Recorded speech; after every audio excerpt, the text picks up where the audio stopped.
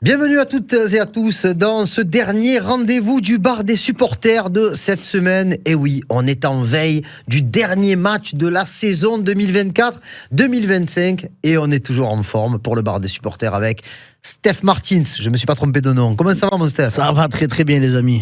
Jaco, et me semble-t-il un petit peu mieux chaque jour. Hein, oui, un petit peu mieux. Est-ce que ça c'est pas la proximité du match qui te fait oui, bien? on est en train de remonter petit à petit. Ce soir, il y a le Doctolib.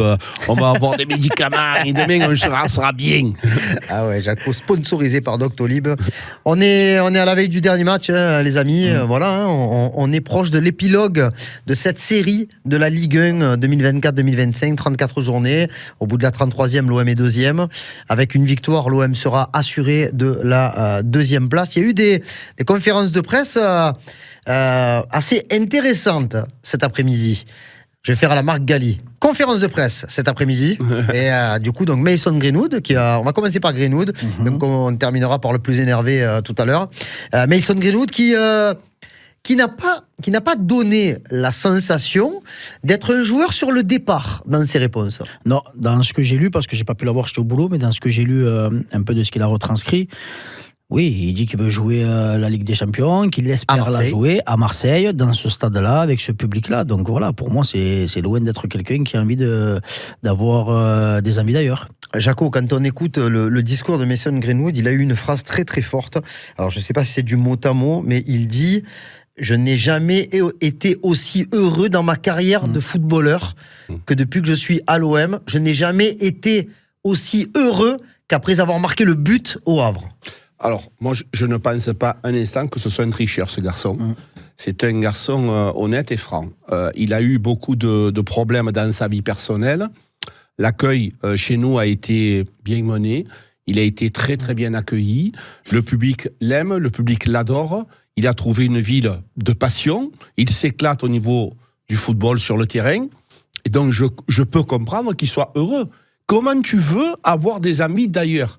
À un moment donné, frérot, l'herbe, elle n'est pas forcément plus verte ailleurs. Là, le gars, il marque des buts. Tout le monde l'aime. Il a dit qu'il était sensible au nom des enfants qui ont sur le maillot. Il a dit rien que ça me fait plaisir. Plein de petites choses. Il vient d'avoir un enfant à Marseille. On sait Fabrizio Ravanelli qui nous l'a répété pendant de nombreuses années. C'est des signes annonciateurs du bien-être du garçon. Si tu n'étais pas en Champions League, qu'il puisse se poser des questions, je veux bien. Mais là, l'année prochaine, il se dire, mais comment je vais partir de là, moi, avec ce public merveilleux? Et ça serait la folie. Et ça serait la moindre des choses. Après que le club ait réussi à le relancer officiellement. Parce que il était à Retafe, c'est ça? Alors après, attention, hein, parce que à Retafe... Au niveau des buts, je parle. Il fait une belle saison, oui, quand même. Mais il a quoi? Il est juste au-dessus des 10 buts. Oui, je crois qu'il mais voilà. C'est pas la même équipe, les gars. Oui, mais... non, mais on respecte Retafe. Après, les buts, mais franchement, c'est pas le même effectif, c'est pas le même engouement, c'est pas le même public, c'est pas le même championnat.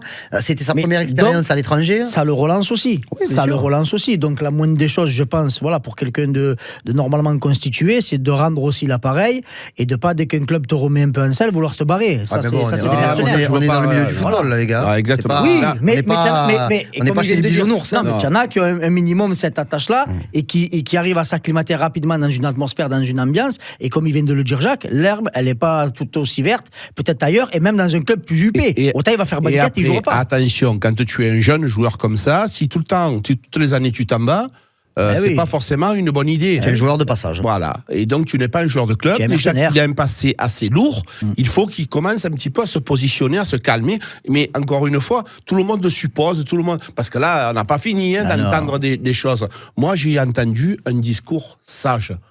Donc toi, tu as vu la conf? Oui, monsieur. Oui, monsieur. Alors, est-ce que tu as... Dommage que j'ai pas de jingle... pour dès qu'il y a une petite punchline de Jacques Bail, il faudrait que je trouve un jingle. Je vous promets que pour la saison prochaine, je vais essayer de trouver ce genre de choses. Parce que Mason Greenwood, à un moment donné, il a parlé... C'était Jacques Bail qui parlait en conf de presse. Hein, quand on lui a demandé est-ce que tu préfères attaquer ou défendre, et Mason Bail a dit ben oui, je suis un attaquant, je préfère attaquer, quoi. Donc, est-ce que ça va dans le... Alors, il a dit qu'il fallait qu'il fasse quand même quelques efforts, qu'à un moment donné, il avait été un peu moins bien. Mais bon, un attaquant ne doit pas être un défenseur. Par contre, il faut qu'il participe au repli défensif, aux tâches. Mais garder de l'impact, garder de la forme, de la force, pour pouvoir aussi avoir cette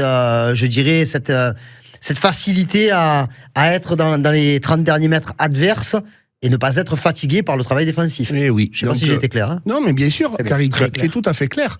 C'est-à-dire que ce jeune-là, il a besoin d'apprendre à défendre. Il ne sait pas. Il n'a jamais appris. Dans l'école de football qu'il a été, il a été attaquant et on lui a pas appris à défendre. Il sait pas, il risque de mal défendre, de mal se positionner. Donc il faut lui laisser du temps pour pouvoir comprendre et apprendre ce qu'il doit faire défensivement. Offensivement, il sait le faire.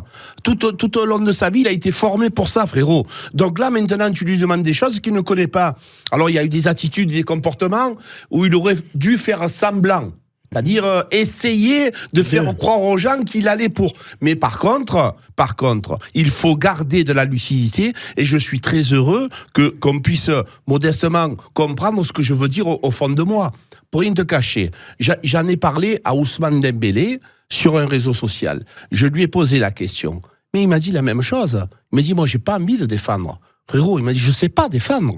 Donc voilà, c'est exactement la même chose. Ah oui, donc en exclusivité mondiale, on sait que Jacques échange avec un des candidats au Ballon d'Or pour la saison prochaine. Donc voilà, c'est bien. Oui, on rappelle que Jacques Ouako a bien connu Ousmane Dembélé lors de son passage à Rennes. Rennes, l'équipe que l'OM rencontrera demain. On termine sur Greenwood, sur 2 thèmes. Donc déjà, lui, il estime avoir fait une bonne saison. Oui.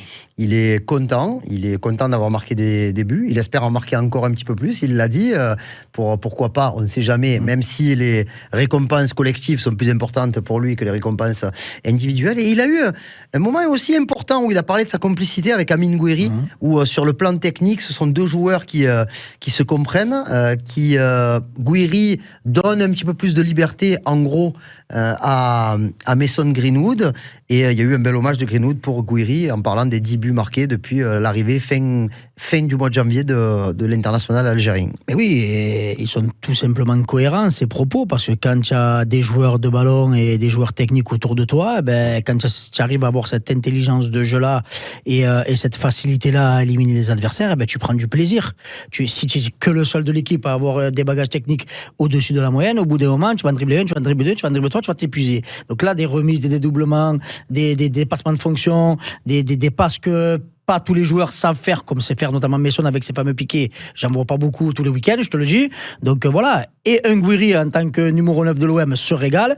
Et un Greenwood avec les remises qu'il peut lui faire et les jeux qu'ils peuvent faire dans les défenses adverses, ils se régalent les deux. Et c'est ça le football, prendre du plaisir. Et de par ses propos, tu as l'impression qu'il se régale. La deuxième conférence de presse n'a pas été aussi claire et limpide avec Roberto De Zerbi que j'ai senti un petit peu dans la même lignée que la dernière conf de presse après le match du Havre, toujours un peu tendu par rapport à la situation. Avant de parler de son cas personnel, on a eu cette information d'un Kondogbia saison terminée, puisque lésion qui va lui faire manquer plusieurs semaines. Donc je pense que ça va être compliqué, même qu'il aille jouer les matchs avec son équipe nationale de Centrafrique. Pour Valentin Rongier, il y a aussi un problème.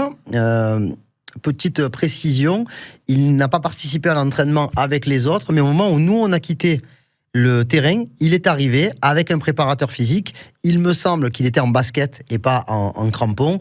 Donc est-ce qu'ils ont fait un dernier test pour savoir si Rongier avait la capacité de pouvoir être dans le groupe. Après, je pense que avec Benasser qui est sur le retour, il ne faut pas prendre le moindre risque et qu'il y a d'autres joueurs qui sont susceptibles de pouvoir jouer. Mais bon, voilà, jouer ton dernier match face à Rennes sans Kondogbia et peut-être sans Rongier, est-ce que c'est grave, Dr Bail? Non, mais sûr que c'est pas grave. Moi, je pense qu'on a la possibilité de faire des changements. Alors, bien sûr qu'on a pensé faire jouer Nadir à la place de Benasser ou de Rongier. Un journaliste. Oui. Oui, dans la conf de presse, ils ont pas dit ça. Je pense. On passe le bonjour à Romain Canuti. Voilà. Je pense personnellement qu'on peut aussi faire une chose différente. Pourquoi pas faire reculer Adrien Rabiot et faire jouer Amin Harit à la place d'Adrien Rabiot? C'est une possibilité. Encore une fois, l'Olympique de Marseille a la chance d'avoir un effectif riche et des joueurs qui peuvent éventuellement en remplacer d'autres. Donc voilà, je pense que le coach, dans tout le cas, il a des changements possibles et des changements sans s'affaiblir. On reparlera de de l'équipe de l'Olympique de Marseille qui pourrait être alignée demain face à Rennes pour le dernier match. On reste avec Roberto De Zerbi et c'est vrai que il y a beaucoup de gens qui m'ont envoyé des messages après la conférence de presse en me disant ouais mais bon il répond pas franchement à la question de la saison prochaine. Alors bon, il y a à boire et à manger dans ses réponses. Il y a une première réponse où il explique qu'à un moment donné il va falloir se réunir avec la direction, avec le président, avec le directeur du football, avec pourquoi pas le propriétaire également pour savoir un petit peu là où ils veulent aller et faire un peu le bilan de ce qui a été, de ce qui n'a pas été, parce qu'il dit qu'il y a des choses que la saison dans l'ensemble c'est bien passé, tu peux pas dire le contraire avec une deuxième place à l'arrivée, mais il dit il y a des choses même hors terrain qui n'ont pas été dans le bon sens. Comment tu interprètes les paroles de Roberto De Zerbi? Non, j'interprète ces paroles comme quelqu'un qui veut essayer de mener ce club là où il doit être, c'est-à-dire tout en haut. Et pour être tout en haut, il faut avoir un esprit sain, un corps sain et un environnement sain. Donc s'il y a des problématiques en interne, il va falloir les régler. S'il y a des choix à faire, il va les exprimer. Et après, on le sait tous, le football, il y a beaucoup d'argent en jeu. Donc à voir est-ce qu'il va y avoir un coup de pouce de l'actionnaire, quel joueur la direction veut faire partir en fonction si c'est en adéquation avec ce qu'il pense, ceux qui vont arriver. Voilà, il veut tout mettre carte sur table. Et moi je dis que c'est très très bien, mais le faire le plus rapidement possible et pour pouvoir monter l'équipe la plus compétitive possible. Mais pour moi, il n'y a pas de souci là-dessus. Il a été relancé ensuite sur ses propos pas énigmatiques, mais qu'on peut comprendre. Et il a expliqué que, en gros, il n'y avait rien de sensationnel à faire le point avec sa direction, avec les propriétaires, parce que même si on a un bail longue durée, il faut que les deux parties montrent la volonté de continuer ensemble et d'essayer de progresser. Juste logique, frérot. Juste logique. Tu viens de faire une année difficile, tu es à tes objectifs. Par contre, l'année prochaine, c'est autre chose. Qu'est-ce qu'il va falloir améliorer? On appelle ça du professionnalisme. On fait un bilan de fin d'année. C'est tout à fait normal. On pense quoi, que le mec il va partir en vacances, il s'en va 1 mois et demi tranquille, il revient, ça y est, avec les tongs. Bon les gars, ça y est, on commence. Qui a dit? Non, mais ça se prépare pas comme ça. Si vous voulez être un grand club, c'est comme ça que ça se passe, c'est-à-dire on prépare la saison prochaine. Quels ont été mes problèmes? Qu'est-ce qu'on peut faire pour les régler? Quelles sont vos idées? Quelle est la capacité financière de l'Olympique de Marseille à investir pour la saison prochaine? Voilà mes choix prioritaire. Qu'est-ce que vous pouvez me proposer? Mais c'est juste normal. C'est dans tous les clubs d'Europe et du monde que ça se passe ainsi. Et plus le club est gros, et plus les réunions sont importantes. Ce qui est sûr quand on écoute le discours de Roberto De Zerbi, c'est qu'on peut être sûr que demain, l'OM ne va pas galvauder ce match-là. Et il y a pu avoir les 2 jours de repos qui ont été octroyés et dont les joueurs ont bien profité pour la plupart avec une escapade à Madrid. Mais cette semaine, il y avait, comme toutes les semaines, du travail. Il n'y avait pas de retiro, comme il a dit, mais il a quand même il a rappelé l'importance de ce moment-là, tout en rappelant l'importance du moment de Malmort également, avant le match de Monaco, à la fin du mois de novembre, au moment où on a fêté l'anniversaire de Jaco. Mais c'est vrai que tu le sens vraiment, je sais que c'est le terme à la mode chez les footballeurs, mais tu le sens vraiment focus sur ce dernier match et la volonté d'aller chercher la 2e place pour valider tout ça. Voilà, pour valider tout ça, il a parlé aussi potentiellement de pouvoir gagner un trophée avec cette 2e place. Voilà, si Paris gagne la Coupe de France, tu le rencontreras au Trophée des Champions. Donc oui, il a des objectifs ambitieux, élevés, et je le rejoins à 2000%. Il y a une seconde place à aller chercher, comme je me répète, tu l'as eu pratiquement plus de 85% de la saison, tu as été à cette place-là. Je pense que lui, ça l'emmerderait vraiment de faire un nul ou de perdre ce match-là et que Monaco te passe devant. Donc, et ça montre aussi l'ambition et le professionnalisme, pour reprendre les mots de Jacques, du coach à la vue du groupe. Voilà. Le groupe, il y en a certains qui peuvent se dire c'est bon, on a atteint les objectifs. Non, il va falloir gagner, il va falloir récupérer notre seconde place. Et si j'en vois un qui lève le pied, je pense que c'est ce qui va leur dire, c'est le banc de touche direct. Et donc voilà, cette exigence-là, c'est digne des plus grands. C'est pas que ça qui l'a énervé dans la conf. Je crois qu'il n'a pas trop apprécié aussi la question sur pour qui vous êtes entre Paris et l'Inter.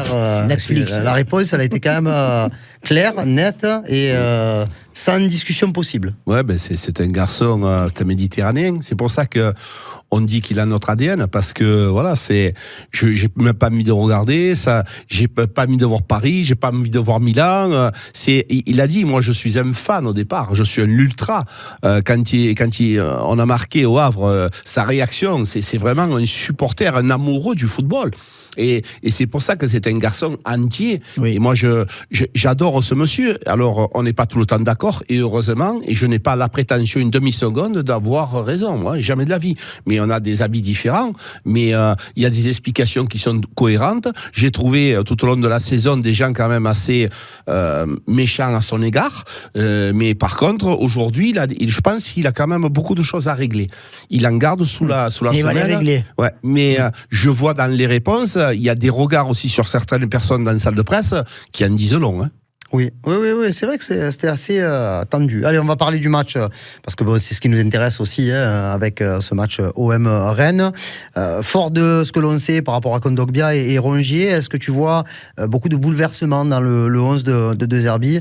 Est-ce que Cornelius va être confirmé en défense centrale? Est-ce que Garcia va enchaîner une nouvelle titularisation? Est-ce que Jonathan Rowe a marqué des points contre le Havre suffisamment pour pouvoir être titulaire? Et est-ce que Ismaël Benasser devrait être le remplaçant de Rongier? Oui, je pense que Benasser va prendre place au milieu. Je te rejoins à 2000%, je ne vois pas Enrique jouer ou débuter. Donc dernier match. Ouais, je pense qu'il va laisser jouer Jonathan Rowe, après peut-être le faire rentrer à 15-20 minutes de la fin. Ça empêche rien. Après, derrière, est-ce qu'il va faire Garcia Merlin ou Cornelius Garcia? Ça, je sais pas, c'est le seul petit hic que je vois dans cet effectif-là. Mais sinon, pour le milieu, oui, Benasser et Rowe devant à gauche. Jaco, pour toi, on devrait jouer comment? Oui, moi je pense que c'est exactement ce que je... 11 joueurs sans doute. Oui, 11 joueurs et les 12 et 13, les remplaçants qui peuvent rentrer en cours de match. Non, je pense que Jonathan Rowe va débuter. Je trouve ça légitime, parce que c'est un joueur que tu vas garder. Lucien Riquet, normalement, ne devrait plus faire partie de l'effectif. Normalement. Et on le remercie pour les 2 tiers de la saison qu'il a fait, parce que le dernier tiers est un peu moins bien. Ça serait pas une bonne idée, à la limite, qu'il se blesse gravement. Je pense que tu peux te mordre les doigts.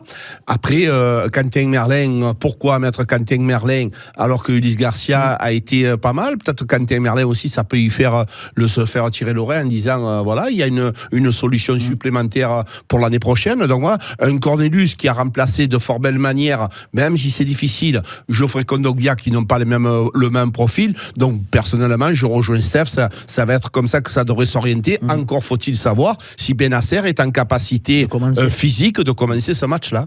Pour Rennes, l'objectif est simple. Avec une victoire, ils gagneraient une place. Ils sont 11e.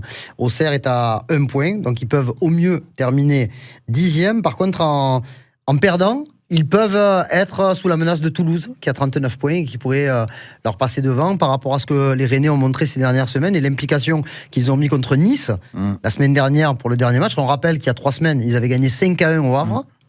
Ce qui n'était quand même pas une petite perf. Non, c'est une belle équipe. Ça reste une belle équipe. Monaco et l'OM ont quand même pas écrasé le Havre. Voilà, même Monaco a perdu 2 points. Donc, est-ce que tu crains un peu ce collectif mené par Habib Beye? Le craindre, non, mais je pense que ça va être un beau match de football, parce que ça reste une belle équipe quand même, Rennes, faut pas croire. Certes, le classement ne parle pas pour eux. De belles individualités. Oui, de très très belles individualités, une équipe physique.